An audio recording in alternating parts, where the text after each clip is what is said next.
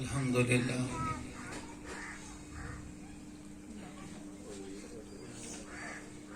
الحمد لله الذي هدانا إلى الصراط المستقيم والصلاة والسلام على من اختص بالخلق العظيم وعلى آله الذين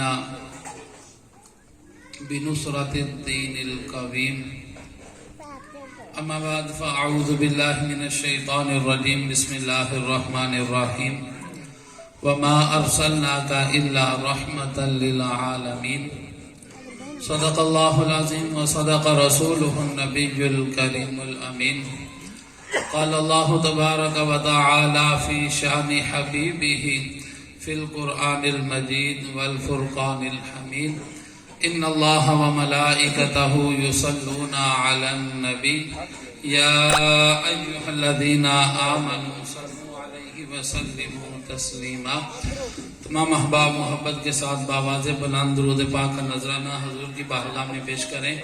الصلاۃ والسلام علیک یا سیدی یا رسول اللہ، الصلاۃ والسلام علیک یا سیدی یا حبیب اللہ، الصلاۃ والسلام علیک یا سیدی یا خاتم النبیین وعلی آلک واصحابک یا رحمت للعالمین۔ آپ لوگ بھی درود پڑھ لیا کریں، کچھ ہوتا نہیں ہے، برکتیں ملتی ہیں۔ سارے مل کے بڑے آواز کے ساتھ الصلاۃ والسلام علیک یا سیدی یا رسول اللہ، الصلاۃ والسلام علیک یا سیدی یا حبیب اللہ، الصلاۃ والسلام علیک یا سیدی یا رحمت للعالمین وعلی آلک واصحابک یا رحمت للعالمین۔ اللہ تبارک و تعالی نے قرآن پاک میں ارشاد فرمایا کہ وَمَا أَرْسَلْنَاكَ إِلَّا رَحْمَةً لِلْعَالَمِينَ، کہ ہم نے آپ کو نہیں بھیجا مگر تمام جہانوں کے لیے رحمت بنا کر۔ اللہ تعالیٰ کی رحمت ہے کہ رحمت للعالمین کے رحمت والے ذکر کے لیے ہم جمع ہوئے ہیں۔ یہ اللہ تعالیٰ کی رحمت ہے کہ ہم رحمت للعالمین کے رحمت والے ذکر کے لیے جمع ہوئے ہیں۔ تفسیر روح البیان کے اندر آتا ہے کہ حضور علیہ السلام کے متعلق وہاں پہ علماء کرام نے لکھا کہ حضور جو ہیں وہ تمام جہانوں کے لیے رحمت ہے۔ انسان جو ہے وہ 4 مرحلوں سے گزرتا ہے۔ ایک عالم ارواح، دوسرا عالم اجسام جس میں ہم سب شامل ہیں، ابھی موجود ہیں۔ تیسرا عالم برزخ یعنی مرنے کے بعد قبر کی زندگی، اس کے بعد میدان حشر ہوگا۔ تو حضور ہر عالم کے لیے، چاہے عالم ارواح ہو، چاہے عالم اجسام ہو، چاہے عالم برزخ ہو یا میدان حشر ہو، ہم سب کے لیے رحمت بن کر آئے ہیں۔ اللہ تعالیٰ بھی رحمان ہے، رحیم بھی ہے، رحمت کا مالک، خالق، رحمت فرمانے والا اللہ تعالیٰ کی ذات ہے۔ رحمت الہی 2 طرح کی ہے، ایک رحمت رحمانی، ایک رحمت رحیمی۔ رحمت رحمانی جو ہے یہ عام ہے، ہر بندے پر اللہ اس رحمت کو فرماتا ہے، چاہے مسلمان ہو، چاہے کافر ہو، چاہے دشمن ہو، چاہے دوست ہو، جس طرح کا بھی ہو، اللہ تبارک و تعالی ہر بندے پر یہ رحمت فرماتا ہے۔ کبھی آپ نے دیکھا کہ یہ رحمت رحمانی کے اسباب میں بتا دوں، اللہ تعالیٰ روزی دینے والا ہے، ہر انسان کو روزی ملتی ہے، مسلمان ہے یا کافر ہے، یہودی ہے یا عیسائی ہے، ہر انسان کو روزی ملتی ہے۔ ہوا، پانی، ضرورت اشیاء میں سے آسائشیں، نعمتیں، ہر طرح کی نعمتیں اللہ تبارک و تعالی ہر بندے کو عطا فرما رہا ہے، اور یہ رحمت رحمانی ہے۔ دوسری ہے رحمت رحیمی، جو ہم کے لیے خاص ہے، اللہ کے محبوب بندوں کے لیے خاص ہے۔ وہ رحمت رحیمی کیا ہے؟ جنت ہے، حوض کوثر ہے، اللہ تعالیٰ کا دیدار ہے، اس کے محبوب کا دیدار ہے۔ یہ ساری رحمت رحیمی کے ساتھ تعلق رکھتی ہیں۔ اور رحمت رحیمی والی چیزیں کنہیں ملے گی؟ جو اللہ تعالیٰ کے خاص بندے ہوں گے، اللہ تعالیٰ کو ماننے والے ہوں گے. اور اللہ تبارک و تعالیٰ نے یہ دونوں رحمتیں حضور علیہ السلام کو بھی عطا فرمائی ہیں. حضور سب کے لیے رحمت رحمانی والی صفت بھی ہے اور صفت رحمت رحیمی بھی ہے. حضور کی سیرت کا مطالعہ کر کے دیکھ لیں کہ کفار نے بڑے بڑے ظلم کیے لیکن کبھی حضور نے ان کے لیے بد دعا نہیں فرمائی، کبھی ان سے بدلہ نہیں لیا. فتح مکہ والے دن حضور نے عام معافی کا اعلان فرما کر رحمت رحمانی کا اظہار فرما دیا. چاہے کوئی اپنا ہے، چاہے کوئی غیر ہے، چاہے کوئی ماننے والا ہے، چاہے نہیں ماننے والا، سب کو معافی ہے. یہ رحمت رحمانی ہے. اور رحمت رحیمی جو ہے وہ حضور ہم گناہگاروں پر فرمائیں گے. کس طرح فرمائیں گے؟ ہم دنیا میں ہیں، پریشان ہوتے ہیں، حضور کا ذکر کرتے ہیں، اللہ کی رحمت ہوتی ہے. قبر میں چلے جائیں گے، قبر کے 3 سوال مشہور ہیں. من ربک، ما دینک، ما کنت تقول فی حقی ھذا الرجل. قبر کے سوال جو ہے وہ ہماری دنیاوی زندگی کے ساتھ ہیں. ہم دنیا میں جو کرتے رہے ہوں گے اسی کا ہم نے حساب جا کے قبر میں دینا ہے. من ربک، اللہ کو مانتے ہوں گے تو کہیں گے اللہ ہمارا رب ہے. ماں دین کا، اگر ہم مسلمان ہوں گے تو کہیں گے دین الاسلام، اسلام ہمارا مذہب ہے. اگر ہماری حضور سے محبت ہوگی، تیسرا سوال وہاں پر یہ ہوگا کہ ما کنت تقول فی حق ھذا الرجل، یعنی حضور کی قبر میں زیارت کروائی جائے گی. جو حضور کا دیوانہ ہوگا، حضور سے محبت رکھنے والا ہوگا، جب حضور کی زیارت کرے گا تو حضور کو پہچان لے گا. قبر میں جب یہ سوال ہوگا ما کنت تقول فی حق ھذا الرجل، کہ اس شخصیت کے بارے میں تو دنیا میں کیا کہتا تھا، تو ہم گناہگار وہاں پر کہیں گے ہوا مولائی یا رسول اللہ صلی اللہ علیہ وسلم، ہم تو انہیں اللہ کا رسول مانتے تھے، یہ ہمارے سردار تھے. جب ہم یہ بات وہاں پر کہیں گے تو اللہ کی رحمت قبر میں بھی ہوگی. ہمارے عذاب جو ہے، ہماری قبر کی زندگی بھی آسانی سے گزر جائے گی. اس کے بعد سب سے مشکل مرحلہ ہے قیامت والے دن کا. انسان کی زندگی کے 2 پہلو ہیں، ایک عقائد، ایک اعمال. قبر میں عقائد کا سوال ہوگا، قبر میں بندے کے عقیدے کے متعلق سوال ہوگا. لیکن جب میدان حشر ہوگا وہاں پر اعمال کا بھی سوال ہوگا. نمازیں پڑھی نہیں پڑھی، روزے رکھے نہیں رکھے، زکوٰۃ فرض دی نہیں دی، حج فرض حج کیا نہیں کیا. یہ قیامت والے دن حساب ہوگا. لیکن جب وہاں پر ہم گناہگار پھنس جائیں گے تو یہی رحمت والے آقا ہمیں وہاں پر بھی بچا لیں گے. قیامت والا دن ہی بڑا سخت ہے. نفسا نفسی کا عالم، سوا نیزے پہ سورج، ہر بندہ پریشان. پریشانی کے عالم میں لوگ آپس میں مشورہ کریں گے اب کیا کریں. اللہ تبارک و تعالیٰ کی رحمت ہم پر نہیں ہو رہی، اللہ تبارک و تعالیٰ ہم پر نظر کرم نہیں فرما رہا. لوگ آپس میں مشورہ کریں گے. حدیث پاک ہے کہ مشورہ کریں گے کہ ہم سب کے باپ جو ہے وہ حضرت آدم علیہ السلام ہے، تو ایسا کرتے ہیں سارے اکٹھے ہو کر حضرت آدم علیہ السلام کی بارگاہ میں جاتے ہیں. ان سے عرض کرتے ہیں کہ آپ اللہ تعالیٰ کی بارگاہ میں دعا کریں، اللہ تعالیٰ کی بارگاہ میں عرض کریں کہ ہمارے لیے معاملات میں آسانی پیدا فرمائے. جب سارے لوگ حضرت آدم علیہ السلام کے پاس جائیں گے تو حضرت آدم علیہ السلام فرمائیں گے کہ میں اس کام کے لیے نہیں ہوں. آپ ایسا کرو، حضرت ابراہیم کے پاس چلے جاؤ، وہ خلیل اللہ ہیں، اللہ تعالیٰ کے دوست ہیں، آپ ان کے پاس جاؤ، وہ آپ کی پریشانی حل کر دیں گے. لوگ وہاں سے حضرت ابراہیم علیہ السلام کے پاس آئیں گے، آ کر یہی عرض کریں گے، اللہ سے دعا کریں، تو وہ بھی یہی فرمائیں گے کہ میں اس کام کے لیے نہیں ہوں. آپ فرمائیں گے ایسا کرو، آپ لوگ موسیٰ کلیم اللہ کے پاس چلے جاؤ، وہ اللہ کے دوست بھی ہیں، کلیم اللہ بھی ہیں، اللہ سے بات بھی کرتے رہے ہیں، وہ آپ کی پریشانی حل فرما دیں گے. وہاں پر جائیں گے، سوال ہوگا، عرض کریں گے حضرت موسیٰ علیہ السلام سے یہ ہماری پریشانی حل کرے، تو موسیٰ علیہ السلام فرمائیں گے کہ میں اس کام کے لیے نہیں ہوں. ایسا کرو، آپ حضرت عیسیٰ علیہ السلام کے پاس چلے جاؤ، وہ روح اللہ بھی ہیں، کلمت اللہ بھی ہیں، وہ آپ کی پریشانی حل کر دیں گے. جب سارے لوگ حضرت عیسیٰ علیہ السلام کے پاس پہنچیں گے، حضرت عیسیٰ علیہ السلام کو اپنی پریشانی بتائیں گے، تو حضرت عیسیٰ علیہ السلام بھی فرمائیں گے کہ میں اس کام کے لیے نہیں ہوں، لہذا آپ ایسا کرو، آپ محمد الرسول اللہ احمد مجتبی صلی اللہ علیہ وسلم کے پاس چلے جاؤ، وہ اللہ تعالیٰ کے محبوب ہے. جب سارے بندے اکٹھے ہو کر حضور کی بارگاہ میں پہنچیں گے، حضور سے عرض کریں گے، تو حضور فرمائیں گے کہ انا لہا، میں ہی اس کام کے لیے ہوں، میں ہی اس کام کے لیے ہوں، میں ہی اس کام کے لیے ہوں۔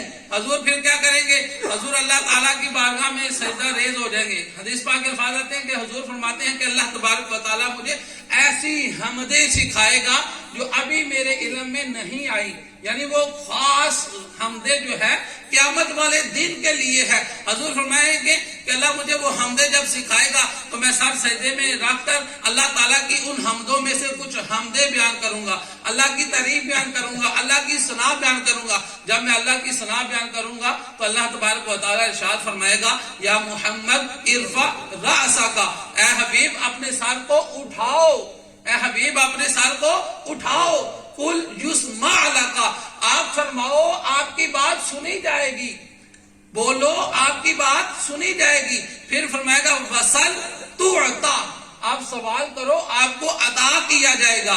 پھر فرماتے ہیں حضور کے واشفع تشفع، آپ شفاعت کیجئے قبول کی جائے گی۔ حضور فرماتے ہیں کہ پھر میں اللہ تبارک و تعالیٰ کی بارگاہ میں عرض کروں گا یا اللہ میری امت بڑی پریشان ہے، میری امت بڑی پریشان ہے۔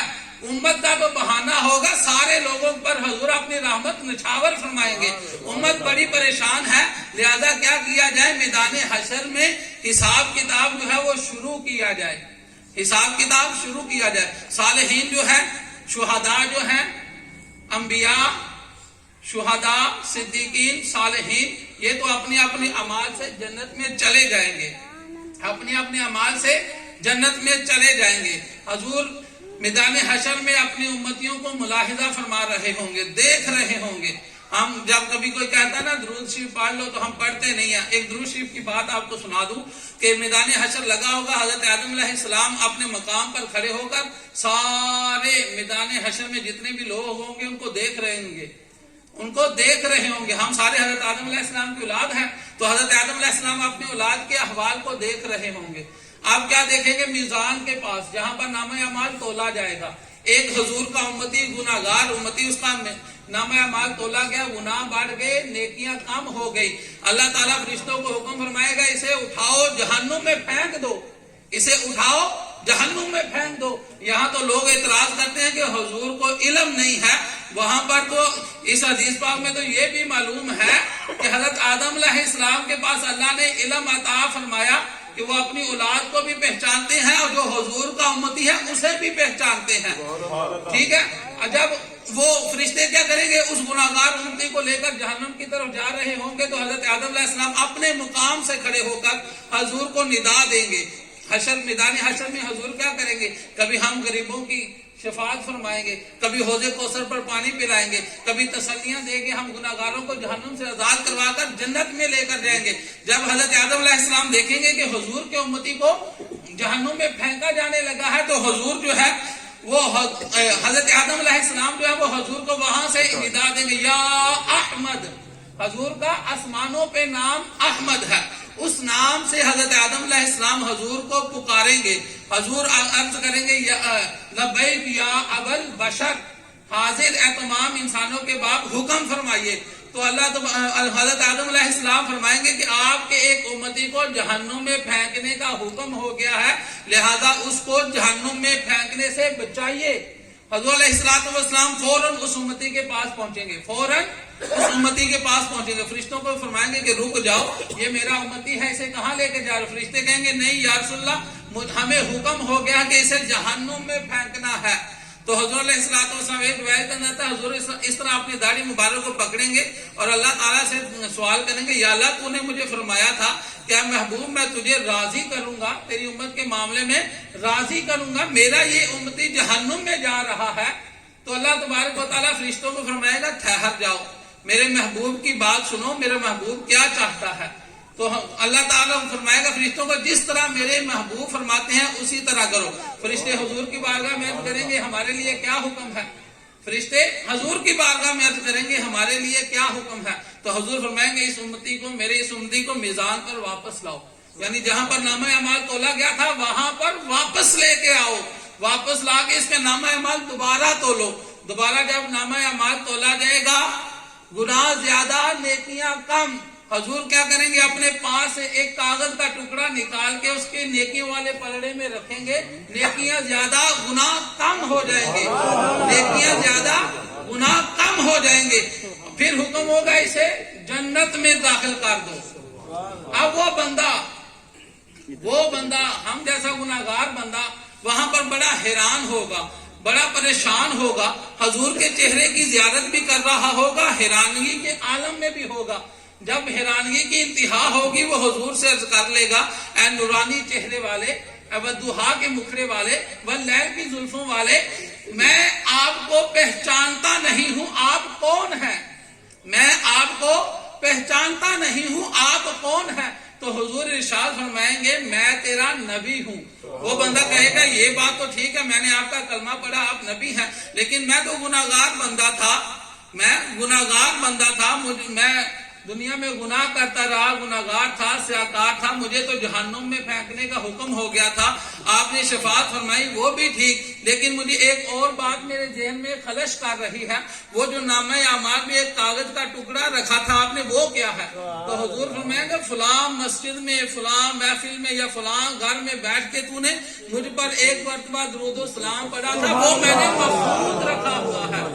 یعنی رحمت للعالمین ہے تو ہر جہان کے لیے رحمت للعالمین ہے۔ حضور کا امتی، رحمت رحیمی جو ہے وہ حضور کے امتیوں کے لیے ہے، اپنے امتیوں کو بچانے کے لیے ہے۔ تو میں عرض کر رہا تھا جب حضور کی بارگاہ میں سارے پہنچ جائیں گے نا، جو گناہگار مسلمان ہوں گے وہ جہنم میں، نیکوکار جنت میں چلے جائیں گے۔ حضور اپنی امت کے لیے بڑے پریشان ہوں گے۔ حضور فرماتے ہیں میں پھر سر سجدے میں رکھوں گا، سجدے میں رکھوں گا، اللہ تعالیٰ کی حمدوں میں سے حمدیں کروں گا۔ اللہ مجھے پھر فرمائے گا یا محمد ارفع رأسک، اے محبوب اپنا ساتھ اٹھائیے، سوال کیجئے، شفاعت کیجئے، قبول کی جائے گی۔ تو حضور فرماتے ہیں کہ یا رب میری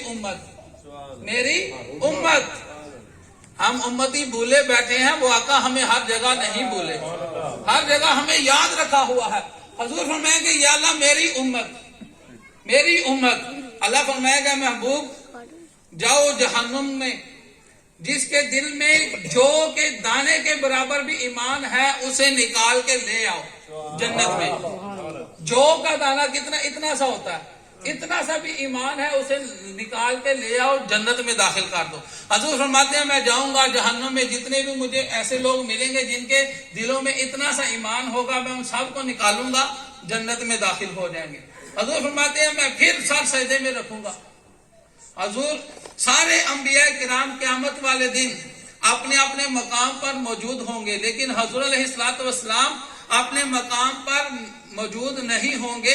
کیوں؟ کہ وہ ہم گناہگار امتیوں کو چھڑوا رہے ہوں گے، سب سے آخر میں اپنے مقام پر جا کے تشریف فرما ہوں گے۔ حضور کا فرمان ہے کہ جب تک میرا آخری امتی جہنم سے آزاد کر کے جنت میں داخل نہ ہوگا اس وقت تک میں اپنے مقام پر نہیں بیٹھوں گا۔ حضور فرماتے ہیں پھر میں ساتھ سجدے میں رکھوں گا۔ اللہ فرمائے گا حبیب سر اٹھاؤ، مانگو کیا مانگتے ہو۔ حضور فرمائے گا پھر عرض کریں گے یا رب میری امت۔ اللہ پھر فرمائے گا محبوب ایسا کرو جاؤ جہنم میں، جس کے دل میں رائی کے دانہ، جو کا اتنا ہوتا ہے رائی کا اتنا ہوتا ہے، رائی کے دانے برابر بھی ایمان ہے، اسے نکال کر جنت میں لے آئیں۔ حضور فرماتے ہیں میں پھر جاؤں گا، جس کے دل میں رائی کے دانے برابر ایمان ہوگا سب کو نکال کر میں جنت میں لے آؤں گا۔ حضور فرماتے ہیں پھر بھی میرے امتی جو ہے وہ جہنم میں ہوں گے، میں پھر پریشان ہوں گا۔ پھر اللہ کے حضور سجدے میں اللہ کی حمدیں بیان کروں گا۔ اللہ پھر فرمائے گا حبیب سر اٹھائیے، سوال کیجئے، فرمائیے کیا کہتے ہیں۔ حضور فرماتے ہیں کہ یا رب میری امت۔ تو حضور فرماتے ہیں پھر اللہ فرمائے گا جس کے دل میں رائی کے دانے سے بھی تھوڑا ایمان ہے، رائی کا دانہ اتنا سا ہے، اس سے بھی تھوڑا ایمان ہے، آپ جائیے اس کو بھی نکال لائیے۔ حضور فرماتے ہیں میں پھر جاؤں گا جہنم میں جا کر جتنے بھی تھوڑے ایمان والے لوگ ہوں گے نا ان سب کو نکال کر لے آؤں گا، ان سب کو جنت میں داخل کرواؤں گا۔ تو یہ رحمت للعالمین کا مطلب ہے کہ تمام جہانوں کے لیے رحمت۔ ہم عالم اجسام میں ہیں، ہم پر بھی حضور کی رحمتیں برس رہی ہیں۔ مختصر سی چھوٹی سی بات کر کے اجازت چاہوں گا کہ جب حضور تشریف نہیں لائے تھے تو دنیا میں بڑے بڑے عذاب آئے، بڑے بڑے عذاب، ایسے عذاب کے پوری دنیا کو ملیا میٹ کر دیا۔ حضرت نوح علیہ السلام کا طوفان جو ہے اس میں وہی لوگ بچے تھے جو حضرت نوح علیہ السلام کی کشتی میں سوار تھے۔ اسی طرح قوم لوط پر بھی بڑے بڑے عذاب آئے، کوئی بدبخت کافر نہیں بچتا تھا، ہر بندہ ہلاک ہو جاتا تھا۔ لیکن جب حضور تشریف لے آئے تو اللہ تبارک و تعالیٰ نے قرآن پاک میں ارشاد فرمایا کہ وَمَا كَانَ اللَّهُ لِيُعَذِّبَهُمْ وَأَنْتَ فِيهِمْ، کہ محبوب میں کیسے ان کو عذاب دوں آپ حالانکہ آپ ان میں موجود ہیں۔ یعنی حضور کی آمد، حضور کی تشریف آوری جب دنیا میں ہوئی تو یہ بڑے بڑے عذاب جو ہلاک کرنے والے عذاب تھے وہ ختم ہو گئے۔ تو اللہ تبارک و تعالیٰ سے دعا ہے کہ حضور رحمت للعالمین کے صدقے ہم سب کو گناہوں سے بچنے اور نیک اعمال کرنے کی توفیق عطا فرمائے، اور حضور علیہ السلام کے اسوہ حسنہ پر چلنے کی توفیق عطا فرمائے۔ وآخر دعوانا ان الحمدللہ۔